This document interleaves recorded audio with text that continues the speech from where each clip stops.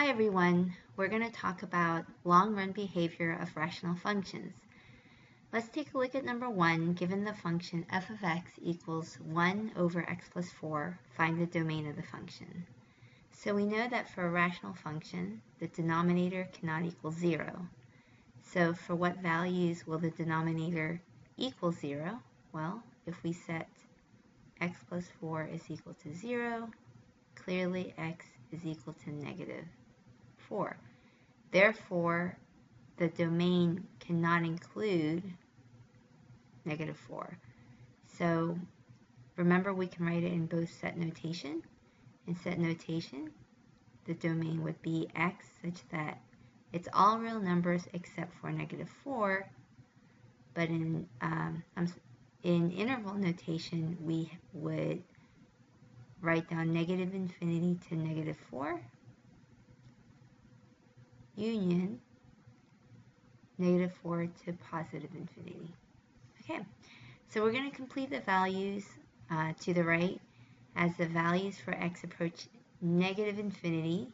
It's getting closer and closer to negative infinity. The values for f of x approach what value? So let's do the first one together. And I want to show you something on the TI that somebody in class was using, but I'd like for everyone to kind of see what we can do here.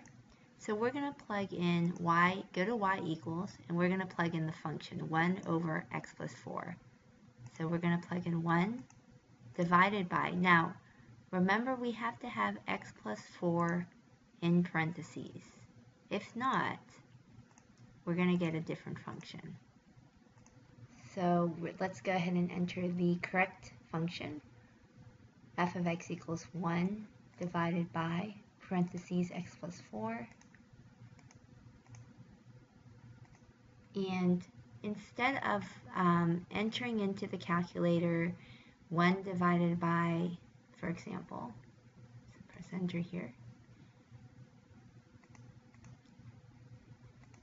Instead of typing in 1 divided by parentheses negative 1 plus 4, close parentheses, and then 1 divided by parentheses negative 10 plus 4, etc., etc., we're going to use the table. So let's go to table set, and your calculator is probably on auto, but go ahead and press the right arrow and have it so it's bold typed on ask. And again, I got here by pressing second window.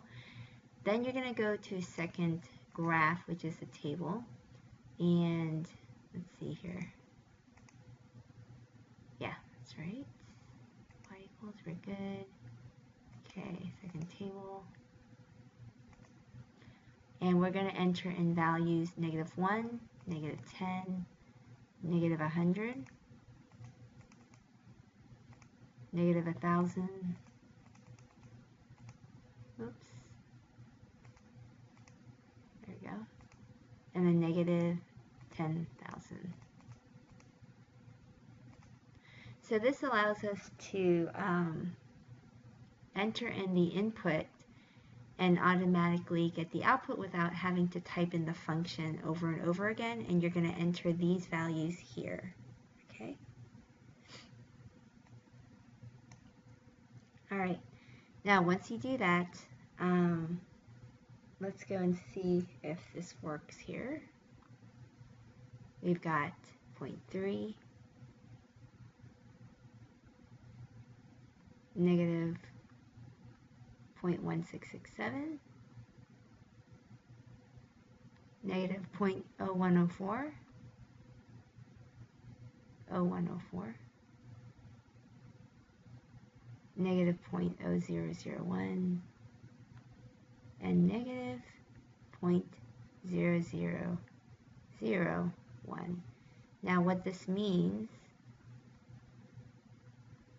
is negative 1 scientific notation. And if you remember, this is the same thing as 1, but moving over 4 times. And it's a negative. So that's how I got the negative 0.0001. So as the values of x approach negative infinity, and we can write it this way, f of x looks like it approaches 0 from the negative side, okay? So go ahead and do letter B. Oops. Let's erase that there. And what you're going to do is go back to these values, and instead of -1, you're going to put a +1, okay?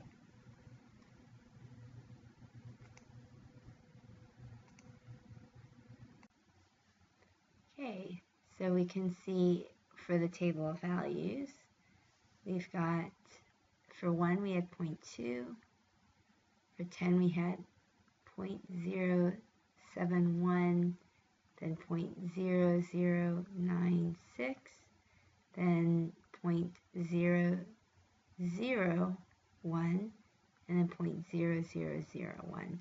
And clearly you can see that as x approaches positive infinity, f of x, let's write as f of x, as x approaches positive infinity, f of x approaches 0 from the positive side. So we're going to turn the axes off here by pressing second zoom and axes off, and then set the windows so we're from -500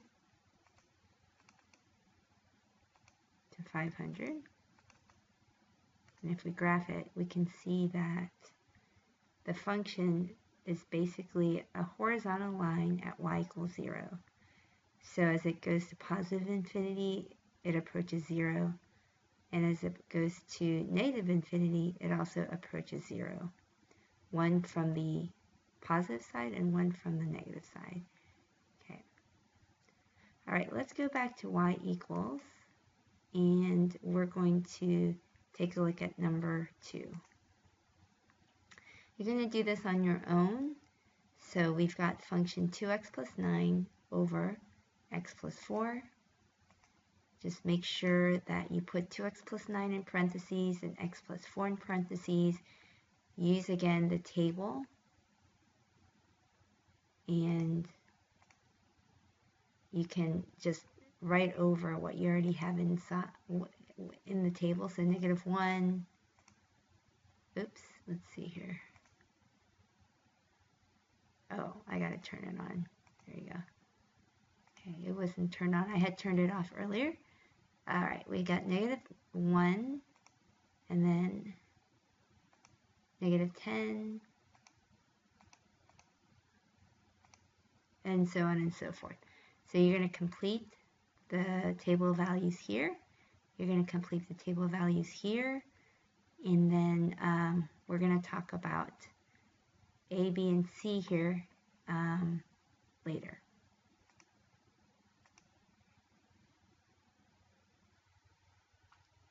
Okay, we're back, and let's see if you got these values. So it looks like as you approach negative infinity, the values get closer and closer to 0. So let's write that down here. As x approaches negative infinity, f of x approaches 2. Okay? And 2 from which side? The negative or the positive? And in this case, it's coming from this side. If this is 2, it's getting closer and closer to 2 from the negative side. Okay? So from the left side. So let's take a look at the next section. We have letter B, and hopefully you got these numbers. And as x approaches positive infinity, f of x looks like it approaches 2, but from the right side, or the positive side. Now, go ahead and do this, and if you take a look and graph it, you can see that when I graph it using my graphing calculator, let's see if it'll work this time. Okay, it kind of messes up the smartboard. Let's see if we can do this. Window. There we go. Okay, it's negative 500 to 500, negative 10 to 10. And let's put in our new function, which was 2x plus 9 and x plus 4.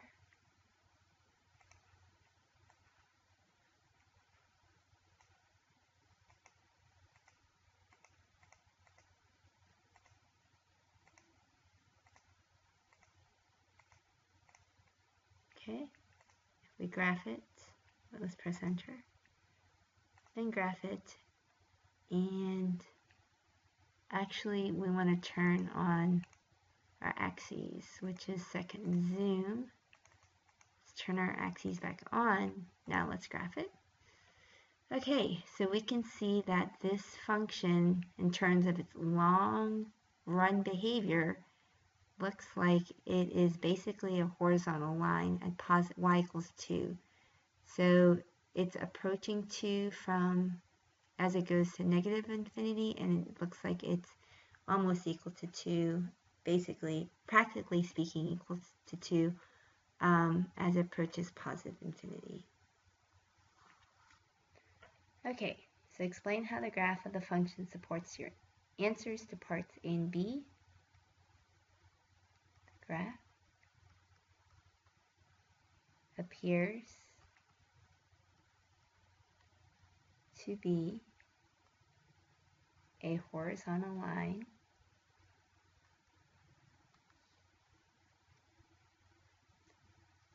y equals 2. Okay, so that looks like y equals 2 for the long run behavior of the function. Now let's divide the numerator by the denominator of the function and rewrite the function as a sum. Alright, so let's do this let's remember what the actual number is here. We had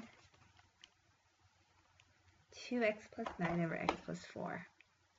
So I'm going to do this on a blank sheet here. You can do it on the back of the worksheet.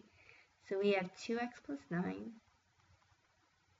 divided by x plus 4. So we're going to take the numerator and divide it by the denominator. So we take the dividend divided by the divisor. How many times does x go into 2x? 2 times. So you use the distributive property. 2 times x is 2x. 2 times 4 is 8. And you subtract. These cancel. 9 minus 8 is 1. So you have 1 over the divisor. Okay, so let's go back to the previous question. 2 plus 1 over x plus 4. So this is 2 plus 1 over x plus 4. How does this sum support your answers? It definitely supports it because we can see that as x approaches positive infinity or negative infinity, this is going to approach 0 because this number in the denominator gets, let's do this number right here. Oh, I wanted red. This number right here gets bigger and bigger, and as this one gets bigger and bigger, the actual number gets smaller and smaller.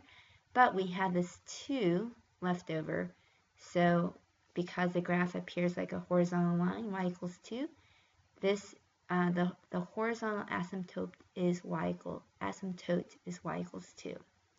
All right, let's go ahead and find the x and y intercepts. The x-intercept is when y equals 0. So y equals 0.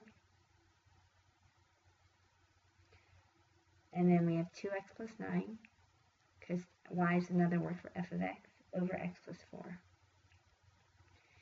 So if we either cross multiply, okay, or multiply each by x plus 4, we get 2x plus 9 equals 0, and 2x equals negative 9. X equals negative 9 halves. The y-intercept is when x equals 0. So let's set x equals 0, and we get y equals 9/4. So those are our x and our y-intercepts. So if we had the function 9/4 would be about here. This is 1 and this is 2. And then the x-intercept is 9/2, which is down here. So we know that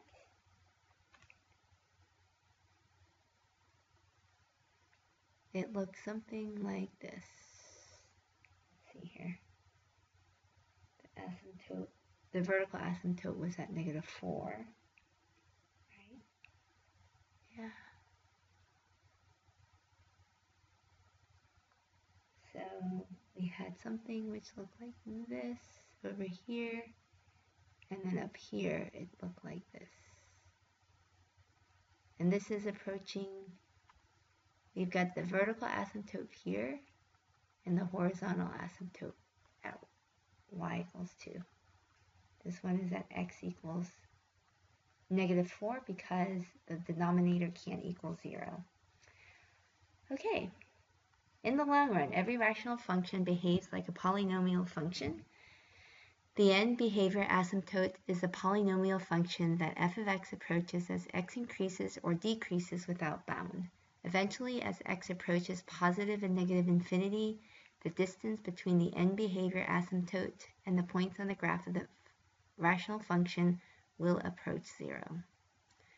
Now, one thing I forgot to do back here was, for number 1,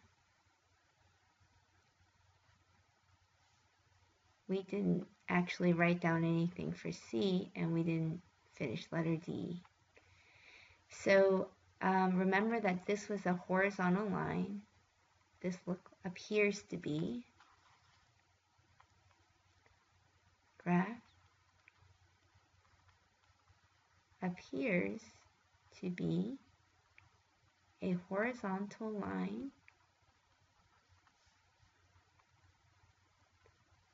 at y equals 0. Find the x and y intercepts for the graph of the function. Well, we know that the x-intercept is when y equals 0, and y, in this case, is f of x, 1 over x plus 4, and if you multiply by x plus 4 on both sides, you get 0 equals 1, which is always false, so there's no x-intercept. Okay, let's find the y-intercept. Is when x equals 0, so we have y equals 1/4. Okay, so that makes sense. So the x-intercept, the graph, we know has a vertical asymptote at -4, and it never touches the x-axis, but it does touch the y-axis at 1/4. So it looks something like this. Okay. All right. Let's go ahead and go back to the next page here, and for numbers 3 through 6, we're going to rewrite the function as a sum. We're going to use the sum to help find the end behavior asymptote, and check your answer by graphing the function and the asymptote using your graphing calculator with the given viewing window. Find the domain and find the x and y intercepts. So we're going to do the first one, number 3, together. Okay. Okay, so number 30. Okay, so number 3, we have f of x is equal to 4x squared over x squared minus 6. Okay, so what are we supposed to do first?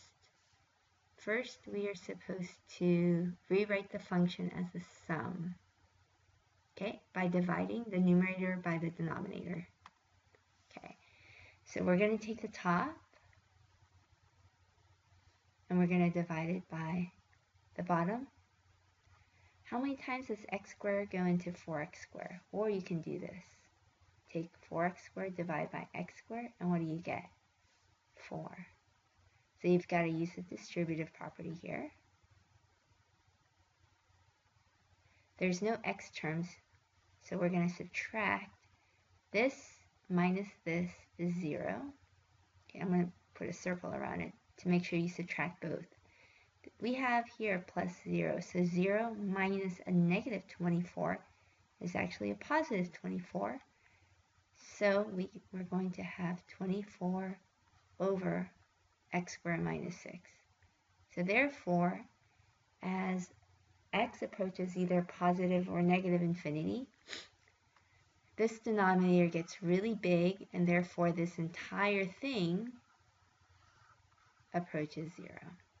So the horizontal asymptote is going to be at, let's write that down, horizontal asymptote at y equals 4.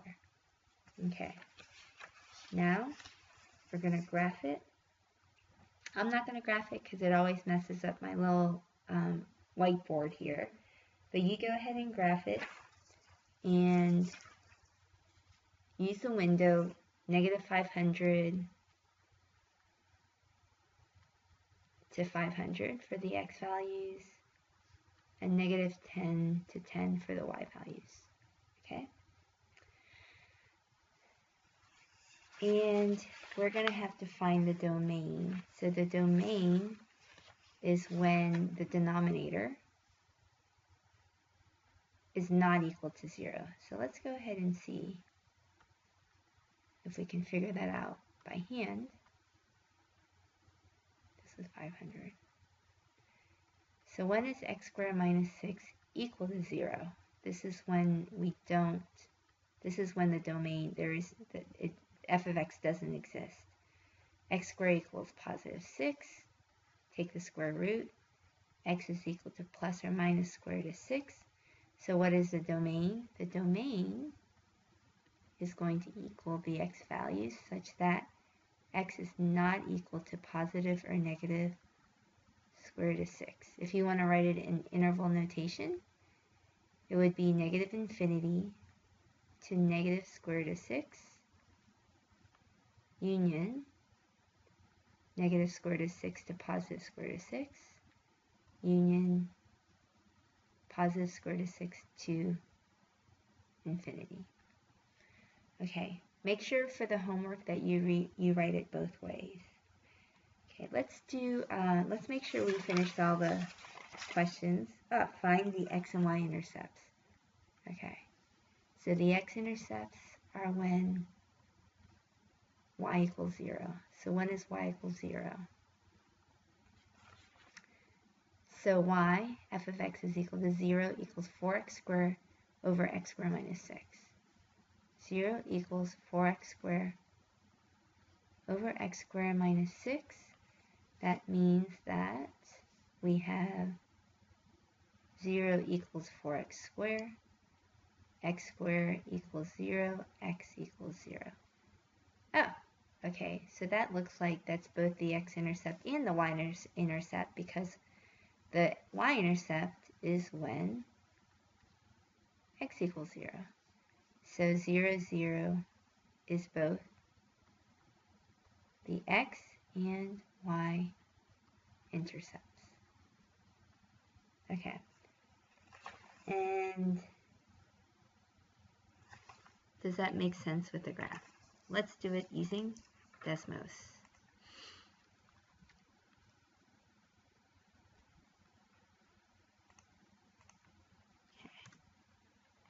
I'm very curious to see what this graph looks like.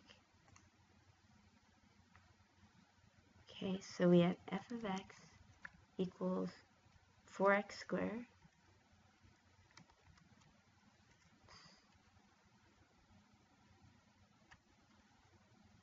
what was it again? Divided by x squared minus 6.